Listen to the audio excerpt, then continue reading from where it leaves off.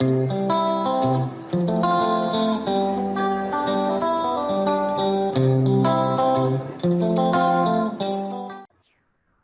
gran saludo para todos. Continuamos con nuestro tema de representación de sistemas de control.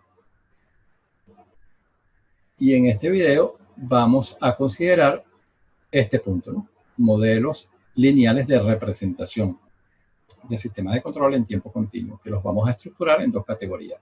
Los modelos de entrada-salida, donde consideraremos la ecuación diferencial, modelo temporal, y la función de transferencia, un modelo en el dominio de Laplace, y finalmente lo que son las ecuaciones de estado, ¿no? Que es un modelo interno de representación. Aquí cabe destacar que no nos interesa en este capítulo, dado un sistema en particular, cómo obtener estos modelos de representación. Eso es modelado matemático. Lo que nos interesa ahora es mostrar cómo lucen las ecuaciones generales de estos modelos de representación. Cómo luce una ecuación diferencial general, cómo luce una función de transferencia general y cómo lucen las ecuaciones de estado. Eso es lo que nos interesa, mostrar eso.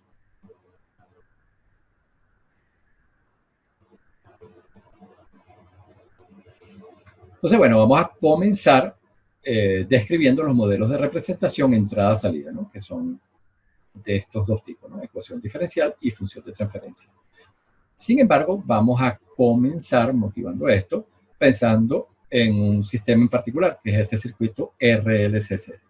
Este circuito RLC serie, podemos darle una interpretación de sistema, bueno, considerando que se le aplica esta fuente de alimentación de voltaje, es la entrada UDT, y nosotros como variable de salida estamos observando entonces el voltaje entre los terminales del capacitor.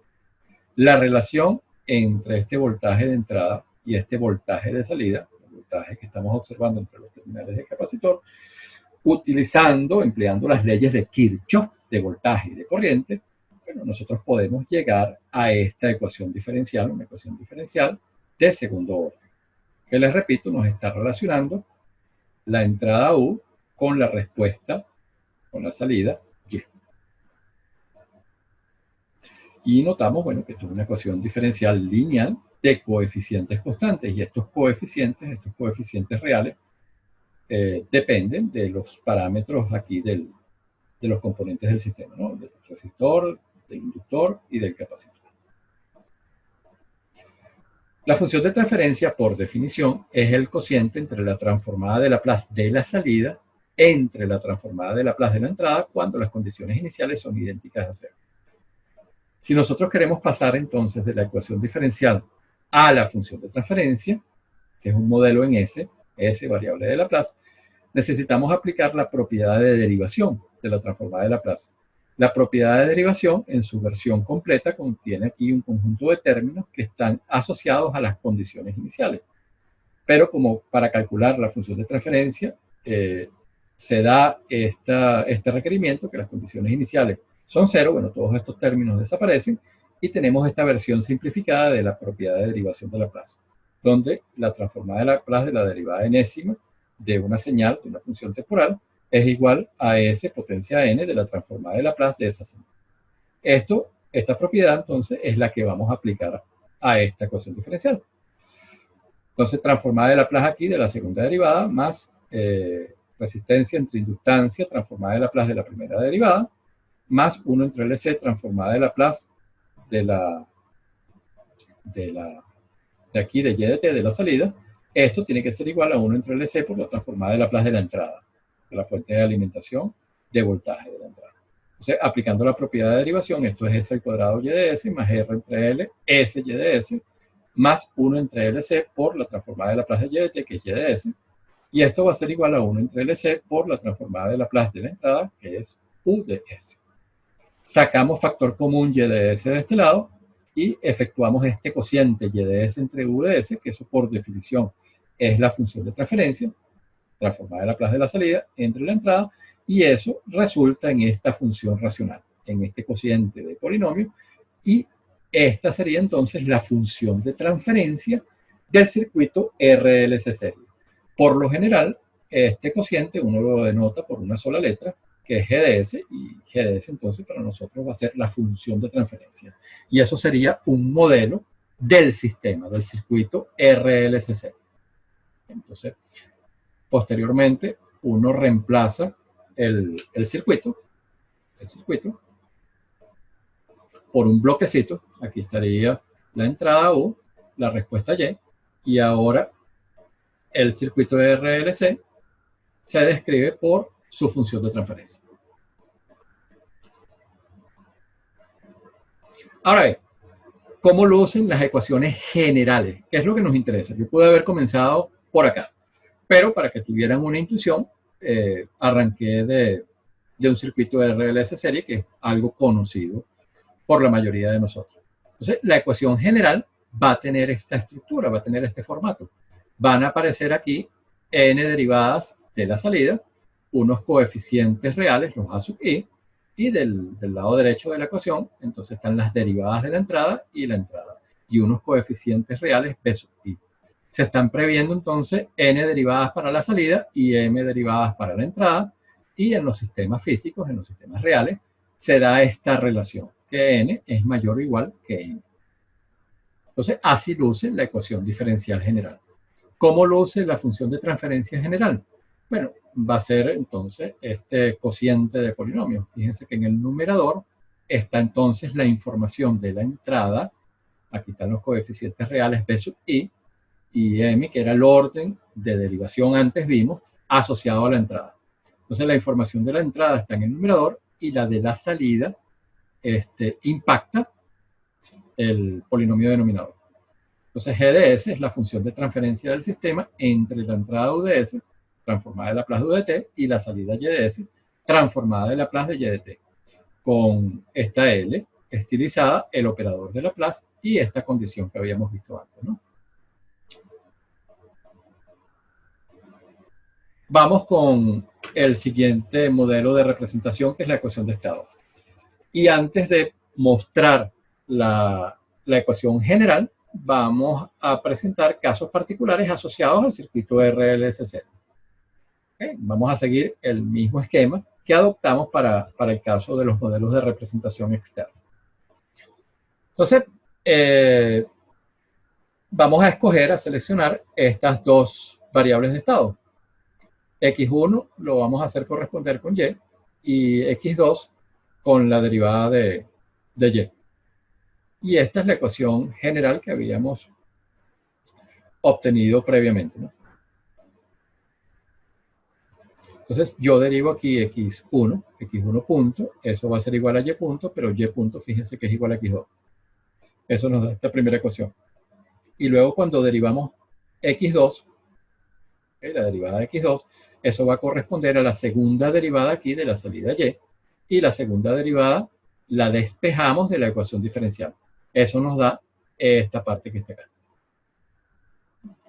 Fíjense que si ustedes despejan aquí la segunda derivada, vamos a escribirlo de esta manera, y2 puntos, eso va a ser igual a este término, menos 1 entre LC por Y, menos R entre L por la derivada de Y, vamos a escribir aquí Y punto, más 1 entre LC por cuando despejamos la segunda derivada de la ecuación diferencial. Pero recordamos que Y dijimos que correspondía a nuestra primera variable de estado y que Y punto correspondía a la segunda. Es por eso que se obtiene entonces esta ecuación, que si la expresamos en forma compacta, en forma matricial, se obtiene este resultado que aparece aquí enmarcado. Entonces, fíjense que están apareciendo aquí, esto es lo que nosotros vamos a escribir después como X punto, y este es el vector de estado X, ¿no? Que tiene dos componentes para el caso del circuito de RLSC. Y está apareciendo aquí una matriz, aquí otra matriz, y aquí otra matriz. Entonces, eso lo vamos a precisar mejor cuando hablemos del modelo general. ¿Cómo pasar de las ecuaciones por componentes a la ecuación matricial en forma compacta? Bueno, eso lo vamos a ver. Sé que para algunos esto no representa ningún inconveniente, pero para otros sí, por eso voy a hacer un videito donde se muestra cómo pasar de las ecuaciones de estado por componentes a la ecuación compacta matricial. Otra pregunta que se pueden estar haciendo, ¿por qué escogemos estas variables de estado? Bueno, eso va a ser un tema del capítulo 3 de modelado de sistemas dinámicos, ¿no? De modelado matemático. Entonces, de momento, vamos a contentarnos con que esta elección es adecuada. Pero siempre el número de variables, bueno, si quieren tener una información general, cuando ustedes tienen una ecuación diferencial de orden n y la quieren representar a través de variables de estado, van a necesitar n variables de estado. Entonces, el número de variables de estado está vinculado al orden de la ecuación diferencial. Entonces, de momento vamos a quedarnos con ese hecho. Una situación que aparece en los modelos en variables de estado es esta. Hay que tener presente que el vector de estado, en este caso tiene dos componentes, no es único para el circuito RLC y en general para cualquier sistema. Entonces, fíjense, si nosotros seleccionamos otro par de variables de estado, por ejemplo, X1 igual al voltaje en el capacitor, que eso ya lo hicimos previamente, pero ahora X2, en lugar de ser la derivada, como habíamos visto antes, vamos a considerar que X2 es la corriente que circula por la única malla que tiene el circuito. Esa sería X2. Entonces se puede demostrar que el modelo en variables de estado ahora va a lucir de esta manera. Entonces, es evidente, si ustedes lo comparan con el anterior, que hay diferencias entre los dos modelos de ecuación. Entonces, esto es un hecho que ocurre con la representación en variables de estado. Tiene un carácter no único para un sistema dado. El modelo general, así como hicimos antes que presentamos la ecuación diferencial general, la función de transferencia general, hacemos lo mismo ahora con la descripción general de estado. Entonces, el modelo general en variables de estado luce de esta manera. Entonces, tenemos x punto igual a por x más bu, y igual c por x más du. Entonces, x, u y y son los vectores de estado, entrada y salida. El vector de entrada tiene m componentes, el vector de salida p componentes y el vector de estado n componentes. A es la matriz de estado que tiene dimensión n por n. Es cuadrada. Es la única cuadrada. Todas las demás son rectangulares. B es la matriz de entrada que tiene dimensión n por m. C es la matriz de salida que tiene dimensión p por n. Y D es la matriz de transmisión de dimensión P por M. Por lo general, los sistemas prácticos que uno se encuentra son tales que la matriz esta de transmisión es una matriz nula.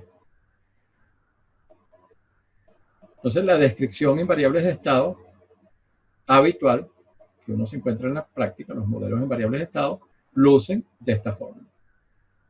Están descritos por este conjunto de ecuaciones. Es decir, aparecen solamente las matrices de estado, entrada y salida. Les agradezco su atención. Que tengan un excelente día.